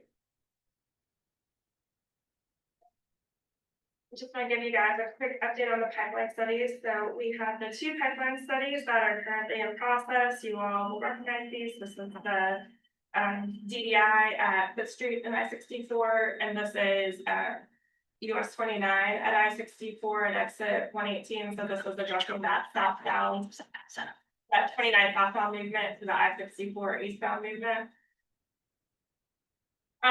Again, our goal for the US 29 and I-64 at exit 118 project is to resolve the queuing that is occurring onto US 29 southbound and to address the safety concerns that are resulting as a result of vehicles backing up and making that left turn to access I-64 eastbound, as well as to improve the park and ride lot issue.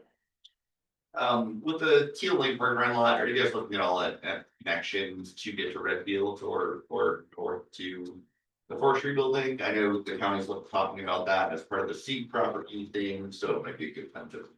That is not developing, that concept is not scoped in as part of that project, but it is something that, you know, if the county has a concept that they were moving forward with, it is something that we could incorporate Into the project solution. Well, I don't know about it. Maybe not solution, okay. But coordinate with them for. Just generally coordinate. Yeah, we can have that discussion. I don't know that we have committed one way or the other.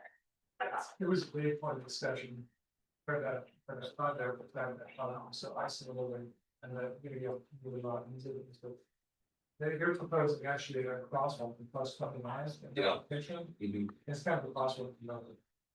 Yeah. Unless you connect to Redfields or. Unless you connect.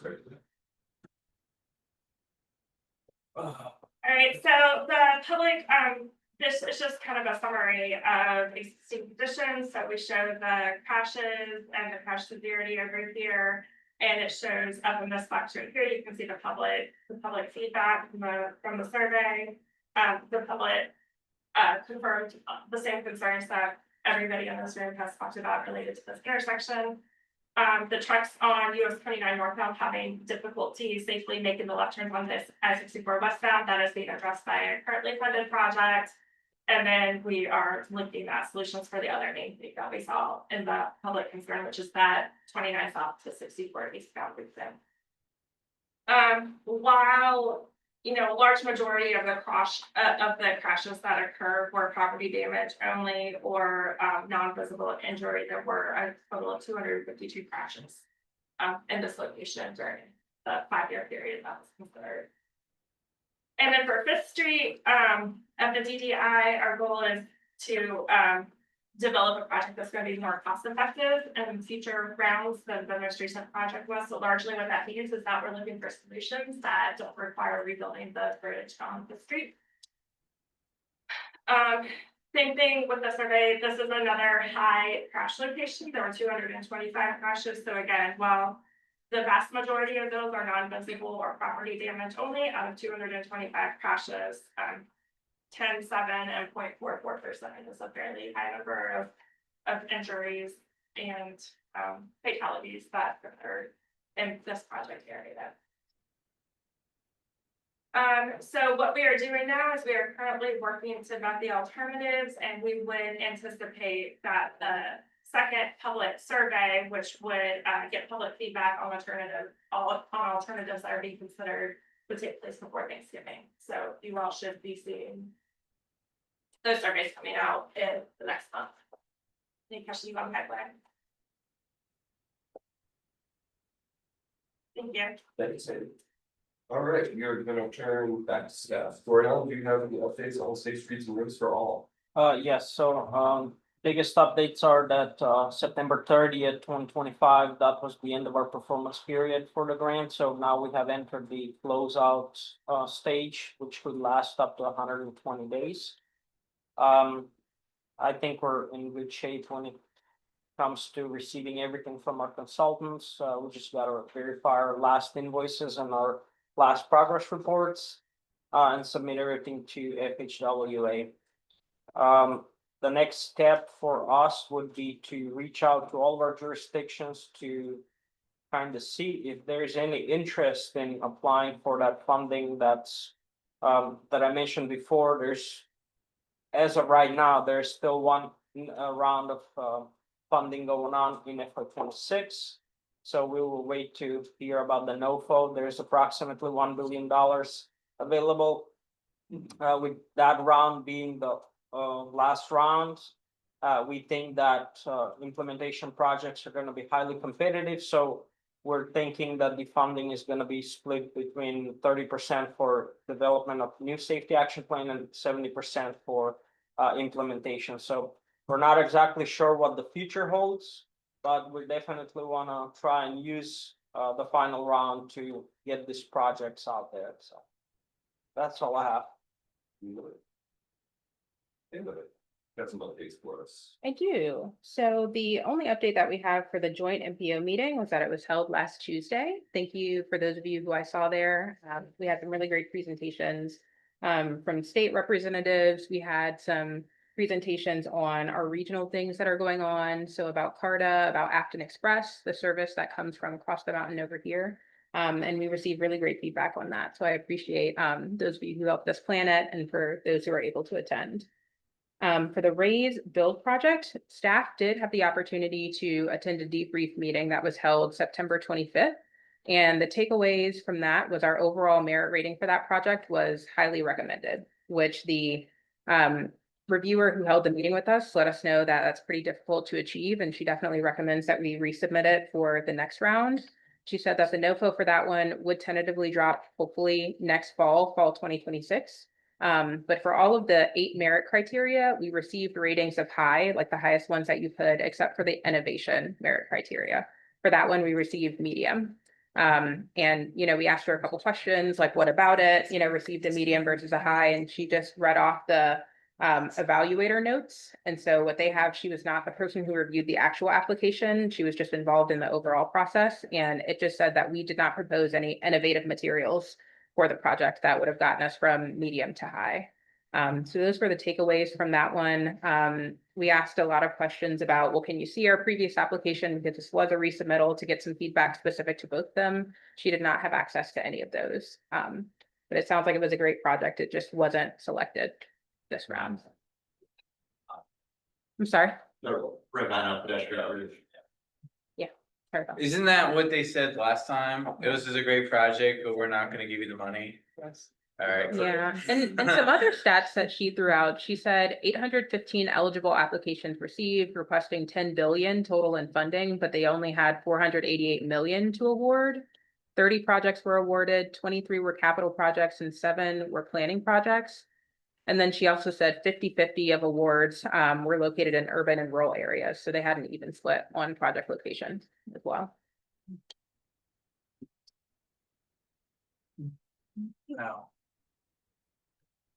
Probably gonna get small. Yeah. Once the NOFO drop. Yeah. Mhm. All right. And then for the TDM study, so this was an activity that was included in our UPWP for this fiscal year to complete. Just letting you know, so staff are currently doing data collection and analysis for the existing conditions part of the study. So we're gathering those previous plans and reviewing them for that document, and some of the basic foundational data like census and existing infrastructure data that's out there. We've also connected with VO to request some dockless mobility data sharing for what they can provide to us, and they've agreed to give us sort of a big data dump of what they've got so far. And then we also connected with UVA Parking and Transportation about their Wahoo Commutes program, and requested some origin destination data from them as well. When did you ask that? I'm sorry, When did you ask? last week, I think last Monday, Last we had those Monday, yeah. meetings. I was in a meeting with both those people right before this meeting and they Yeah. mentioned something, but they didn't mention Mhm. TJPEC was the requester. Yeah. So. All right, any other questions on TDM study?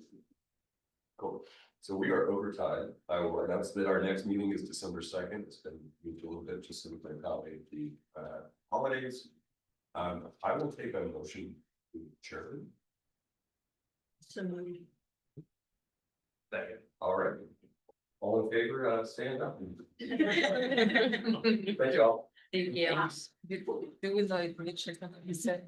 Hmm? Did Mitchell